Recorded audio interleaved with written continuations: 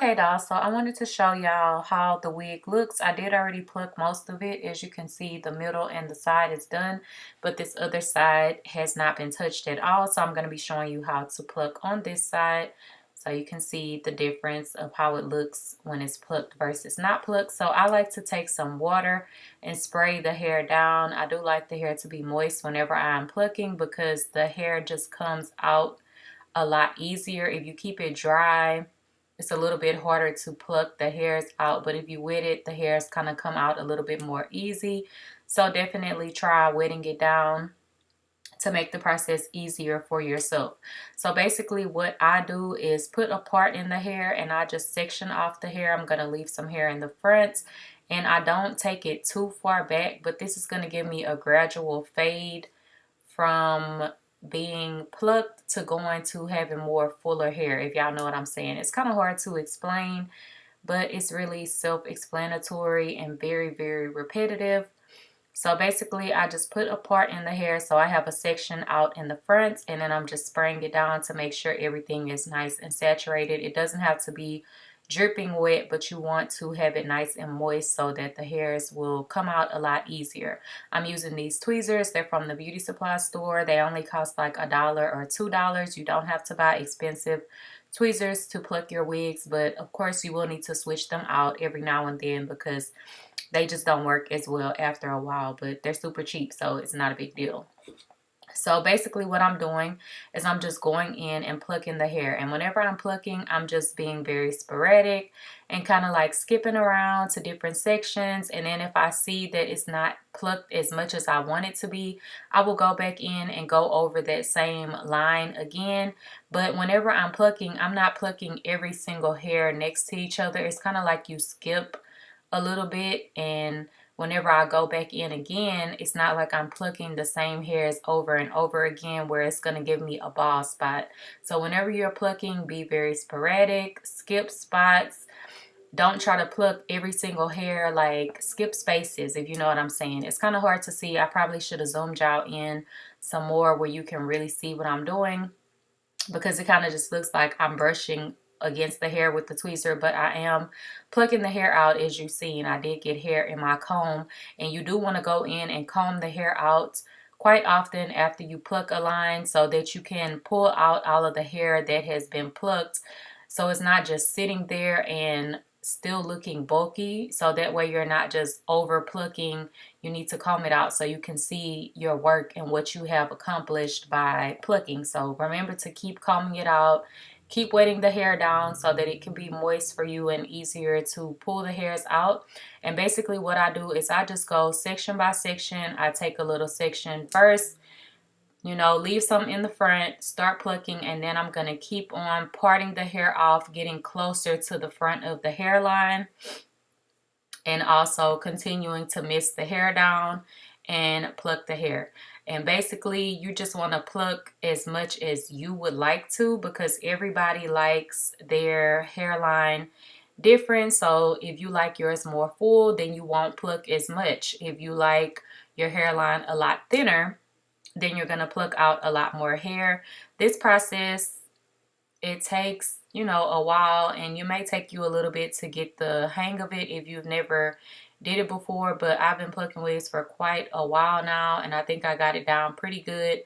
It just really depends on what your preference is as far as how you like your baby hairs and your hairline to look, how much you're going to pluck out. And then once you put the hair or the wig on your head, you can see if you need to pluck out anything extra, because whenever you're looking at it on the mannequin head, I can kind of eyeball like, okay, yeah, I like this. Is, you know, a nice gradual fade. But sometimes whenever I am doing my baby hairs, I will thin the baby hairs out a little bit more, and I may go back in and pluck the hairline a little bit more. But for the most part, most of my work is already done, and I prefer to do most of my plucking on my mannequin because it's just easier to me, and I don't like to go ahead and stick my wig down and then try to go in and pluck, because it's kind of like, you know, messing up your work. You just laid the wig down. I'm not trying to pull it up, you know.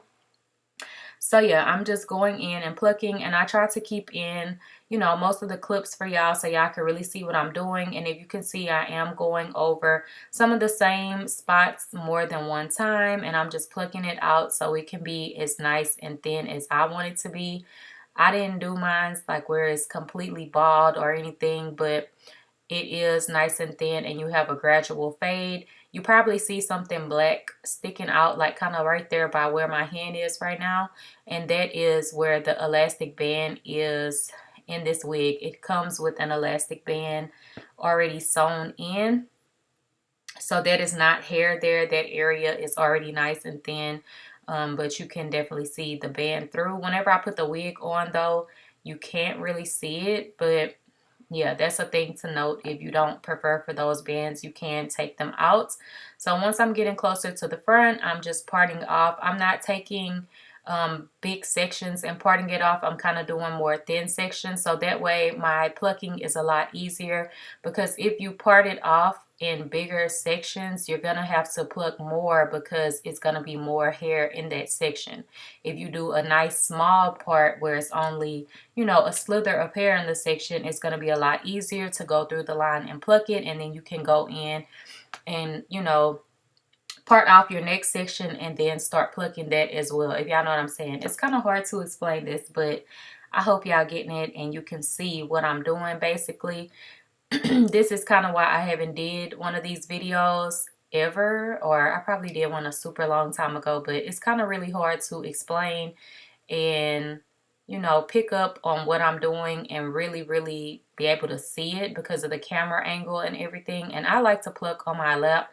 Sometimes I will put it on the mannequin head and pluck a little bit, but I usually always end up with the mannequin head in my lap and plucking this way because I could just see everything a lot better. And I don't know, I just prefer to pluck this way even more. So as I'm getting closer to the front, I'm just kind of thinning it out. And whenever I get all the way to the very front area, I am going to pluck some more hair out. Some people probably don't because they want to, you know, keep the baby hair fuller or whatnot, but I go ahead and pluck that area as well because I don't want my hairline to be a straight blunt area. Like I want it to still look faded like the rest of the work that I have done as far as plucking the wig.